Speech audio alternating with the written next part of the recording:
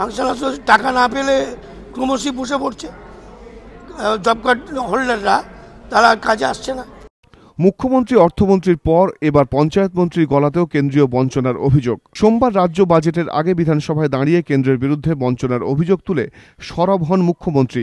তিনি অভিযোগ করেন বিভিন্ন প্রকল্পে টাকা আটকে দিয়েছে কেন্দ্র। কেন্দ্রের ভূমিকা লজ্জাজনক এবং ধিক্কারজনক। এরপর বাজেট পেশ করতে উঠেও শুরুতেই কেন্দ্রীয় বঞ্চনার অভিযোগ তুলে সরব হন অর্থমন্ত্রী অমিত মিত্র। কেন্দ্রীয় সরকার বাংলার মানুষকে বামফ্রন্ট সরকারের ফেলে যাওয়া ঋণের ফাঁদ থেকে বেরিয়ে আসার ক্ষেত্রে কোনো রকম সাহায্য করেনি। কেন্দ্রীয় সরকার এর ওপরেও সিএসটি ক্ষতিপূরণ বাবদ পশ্চিমবঙ্গ সরকারের প্রাপ্য ৩,৭৮৩.43 কোটি টাকা থেকে বঞ্চিত করেছে।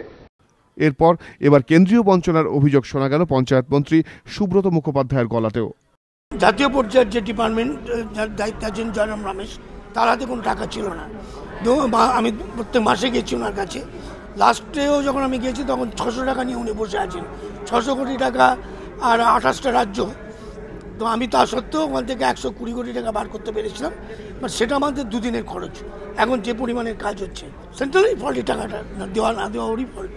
পঞ্চায়েত মন্ত্রী আরও দাবি করেন, এবারের রাজ্য বাজেটে সবথেকে বেশি টাকা বরাদ্দ করা হয়েছে গ্রামোন্নয়ন খাতেই। লোকসভা ভোট যত এগিয়ে আসছে, কেন্দ্রীয় বঞ্চনার অভিযোগ তুলে ইউপিএ 2 সরকারের বিরুদ্ধে আক্রমণ ততই জোরালো করছে তৃণমূল। সোমবার চিদম্বরমের বাজেট পেশের সময় একই অভিযোগে লোকসভায় বিক্ষোভ দেখান তৃণমূলের সাংসদেরা। একই দিনে কেন্দ্রীয় বঞ্চনার অভিযোগ ওঠে রাজ্য বিধানসভাতেও। তারই পুনরাবৃত্তি এবার পঞ্চায়েত মন্ত্রীর গলায়। অর্ণব মুখোপাধ্যায়, এবিপি আনন্দ, কলকাতা।